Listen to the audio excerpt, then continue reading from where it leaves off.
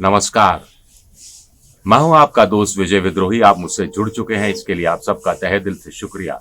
और अगले 8-10 मिनट में आपसे जुड़े रहने की कोशिश करूंगा। तो एक जीत कैसे सारे समीकरण बदल देती है, इसका बड़ा शानदार उदाहरण है कर्नाटक का विधानसभा चुनाव।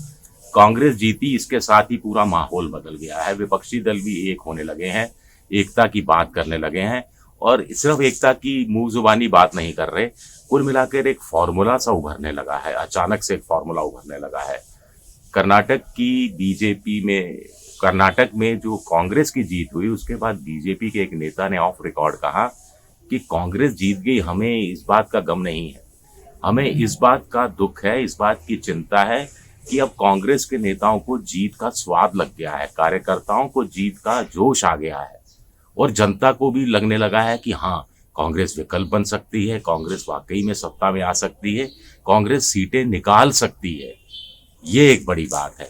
अब देखिए, 3 बड़ी पार्टियां या 3 गठबंधन मान लीजिए, कुल मिलाकर जिसके हिस्से में 168 लोकसभा की सीटें आती हैं, उसके 3 बड़े नेता वो कांग्रेस से बड़ी मीठी बातें करने लगे हैं।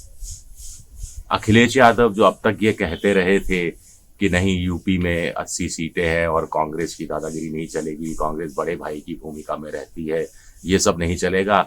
अब वो भी कहने लगे हैं कि देखिए, जो जहां मजबूत है वो वहां मजबूती से लड़े और उसके अंडर में या उसके निर्देशन पर दूसरे दल एक गठबंधन बनाकर लड़े। जो जहां मजबूत है वो वहां लड़े, लेकिन दूसरे दल भी साथ रहें। ये एक बड़ी बात है। तो कुल मिलाकर अब एक एक राज्य का हम विश्लेषण करने की आज कोशिश करेंगे। चलिए उत्तर प्रदेश से ही शुरू करते हैं, क्योंकि अखिलेश यादव ने ये बात कही। तो 80 सीटें हैं। अखिलेश यादव का गठबंधन इस समय आरएलडी से है, राष्ट्रीय लोकदल से है, जो पश्चिमी यूपी में सक्रिय है। फिर चंद्रशेखर रावण जो दलित हैं, उनके साथ भी समझौता हो सकता है। वो कुछ पॉकेट्स में होगा, खासतौर से बीएसपी का वोट काटने के लिए। और कांग्रेस के साथ समझौता हो तो कांग्रेस के हिस्से में कुछ ऐसी सीटें जिसमें सवर्ण जातियां ज्यादा हैं, उनको डाला जा सकता है और ये एक प्रयोग किया जा सकता है। तो मोटे तौर पर हो सकता है कि 80 में से 60 सीटें मुलायम अखिलेश यादव को दे दी जाएं।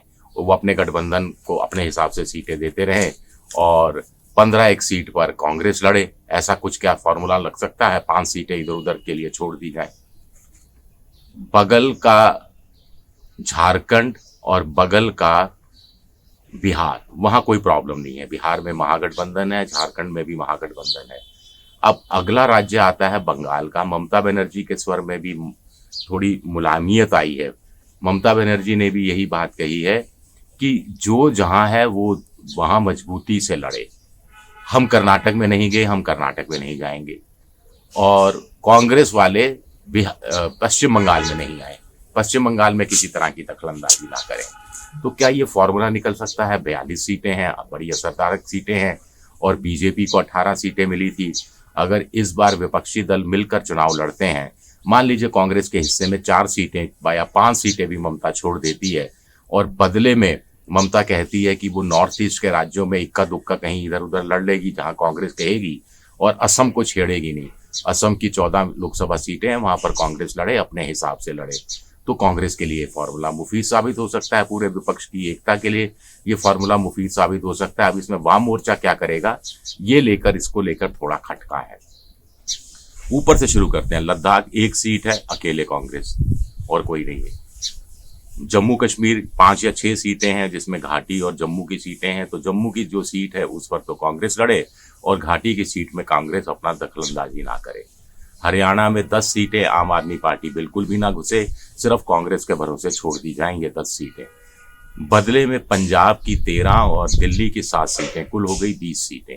इसमें जालंधर की उपचुनाव भी अभी बीजेपी कांग्रेस ने हराकर, अच्छा खासा हराकर, 20 साल बाद कांग्रेस सीट हारी।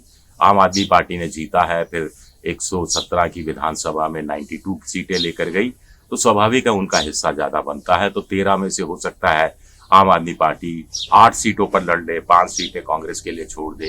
इसी तरह दिल्ली की 7 सीटें हैं, इसमें आम आदमी पार्टी चाहेगी कि 7 सीटों पर लड़े, लेकिन इक्का दुक्का एक या बहुत संभव हुआ तो 2 सीटें क्या कांग्रेस के लिए छोड़ी जा सकती हैं।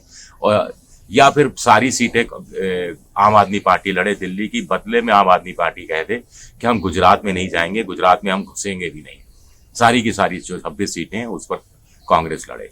अब हिमाचल और उत्तराखंड की 9 सीटें हो गई, इसके अलावा राजस्थान की 26 सीटें हो गई, 29 सीटें मध्य प्रदेश की हो गई, छत्तीसगढ़ की 11 सीटें हो गई। ये सब ऐसे इलाके हैं, गुजरात की भी 26 सीटें हो गई, यहाँ पर कांग्रेस लड़े और कोई दल घुसे नहीं।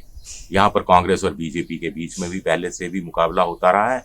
और इसी तरह उड़ीसा में भी पश्चिम बंगाल की ममता बनर्जी को जाने की जरूरत नहीं है, वहां अकेले कांग्रेस लड़े, ऐसा कोई फॉर्मूला निकल सकता है। तमिलनाडु में कोई प्रॉब्लम है नहीं, महागठबंधन है, डीएमके उसकी अगुवाई कर रही है। महाराष्ट्र में शरद पवार ने भी बहुत बड़ी बात कही है, उन्होंने फिर कहा कि साहब देखिए, सीट शेयरिंग पर अभी से बात हो जानी चाहिए। कुछ दिन पहले भी उन्होंने सीट शेयरिंग की बात कही थी, लेकिन शायद मीडिया ने तोड़ मरोड़ दिया, गोदी मीडिया ने, या फिर उनके कहने में ही कोई प्रॉब्लम थी। जब उन्होंने ये बात कही थी कि अभी हम कुछ नहीं कह सकते, महाविकास अघाड़ी 2024 तक रहेगा या नहीं रहेगा, सीट शेयरिंग को लेकर प्रॉब्लम आती है इस तरह की, अभी से हम कैसे कह सकते हैं। लेकिन इस बार वो पॉजिटिव वे में कह रहे हैं कि अभी से लड़ना चाहिए और अभी से सीट शेयरिंग डिसाइड हो जानी चाहिए ताकि चीजें साफ हो जाएं। बड़ा महत्वपूर्ण बयान है और ये कांग्रेस की कर्नाटक की जीत के बाद आया हुआ बयान है। 48 सीटें हैं, उत्तर प्रदेश के बाद सबसे ज्यादा सीटें इंडिया में महाराष्ट्र से ही आती हैं। 48 में से पिछली बार बीजेपी और शिवसेना ने मिलकर 41 सीटें जीती थी, इस बार शिवसेना दो फाड़ हो गई है। उद्धव ठाकरे वाला पक्ष महाविकास अघाड़ी के साथ है और एनसीपी ने 4 सीटें जीती थी, निर्दलियों ने 2 सीट जीती थी और 1 सीट कांग्रेस ने जीती थी। इस बार अगर ये महागठबंधन मिलकर चुनाव लड़ता है और सीट शेयरिंग बेहतर ढंग से कर पाता है तो इनका वोट शेयर ही आपस में करीब 48% के आसपास बैठता है। और ऐसे में बहुत संभव है कि 48 में से 34 सीटें, 35 सीटें हो सकता है ये गठबंधन निकालने में कामयाब हो जाए, जो बड़ी बात होगी। तेलंगाना बड़ा महत्वपूर्ण राज्य है, भारत राष्ट्र समिति बनाई है केसीआर ने, टीआरएस को का नाम हटाकर।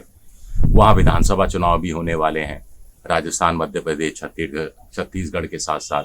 तो कांग्रेस के लिए बेहतर स्ट्रेटेजी ये होगी, आमतौर पर लोग कह रहे हैं कि कांग्रेस तेलंगाना विधानसभा चुनाव छोड़ दे केसीआर के ऊपर कि आप लड़िए साहब, हमें आप जो सीटें देंगे उस पर हम लड़ लेंगे और आपके साथ टेक्टिकल अंडरस्टैंडिंग कर लेंगे। जहां जहां बीजेपी मजबूत है और बीजेपी के खिलाफ मजबूत उम्मीदवार उतारना है वहां हम अपना कैंडिडेट उतार देंगे और ये पर्दे के पीछे खेल होगा, सामने सामने कुछ भी नहीं होगा। सामने यही कहा जाएगा कि केसीआर, कांग्रेस और बीजेपी तीनों अलग अलग चुनाव लड़ रहे हैं। तो केसीआर को इससे संतुष्ट किया जा सकता है। केसीआर वैसे भी कांग्रेस वहां पर अगर मजबूती से चुनाव लड़े विधानसभा में तो भी दूसरे नंबर पर आ जाएगी, पहले नंबर पर तो आने से रही, तो बेकार में केसीआर को क्यों नाराज करना एक तेलंगाना राज्य के लिए। तो ये एक बड़ा फॉर्मूला बन सकता है अगर कांग्रेस इतना बड़ा दिल दिखाती है, जो कि उसको दिखाना पड़ेगा मजबूरी में, और केसीआर भी इस चीज को मान जाते हैं। बदले में लोकसभा की 17 सीटें हैं जिसमें कांग्रेस के लिए वो ज्यादा सीटें छोड़ सकते हैं और मिलकर चुनाव लड़ सकते हैं, बराबर की सीटों पर भी चुनाव लड़ सकते हैं। बगल का आंध्र प्रदेश, जगनमोहन रेड्डी 25 सीटें पूरा एकाधिकार है और कांग्रेस वहां चुनाव लड़ती रही है, बेकार है लड़ना, वहां भी अब नहीं जाना चाहिए कि साहब जगनमोहन रेड्डी साहब आप लड़िए, पूरी 25 सीटें जीत कर आइए और हमें बाहर से सहयोग दे देना। अगर हमारी पार्टी, हमारे गठबंधन में अगर ऐसी स्थितियां बनती हैं कि हम केंद्र में सरकार बनाने में कामयाब होते हैं तो आप बाहर से समर्थन दे देना भले ही, लेकिन 25 की 25 सीटें आप जीत कर आइए, हम वहां नहीं घुसने वाले।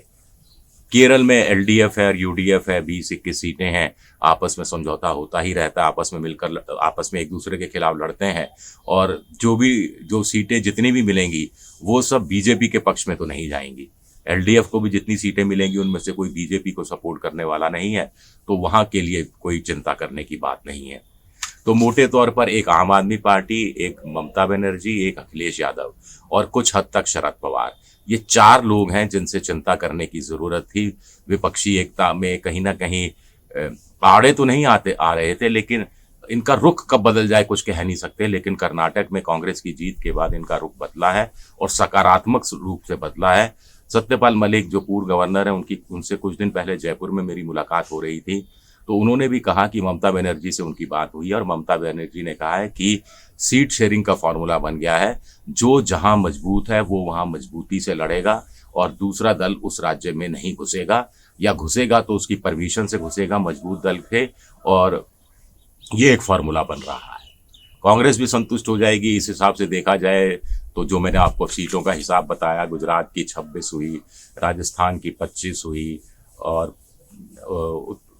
छत्तीसगढ़ और मध्य प्रदेश की मिलाकर 40 हुई, तो करीब करीब 100 के आसपास ये होती हैं, 90 के आसपास। और फिर 10 हरियाणा की तो 100 सीटें हुई।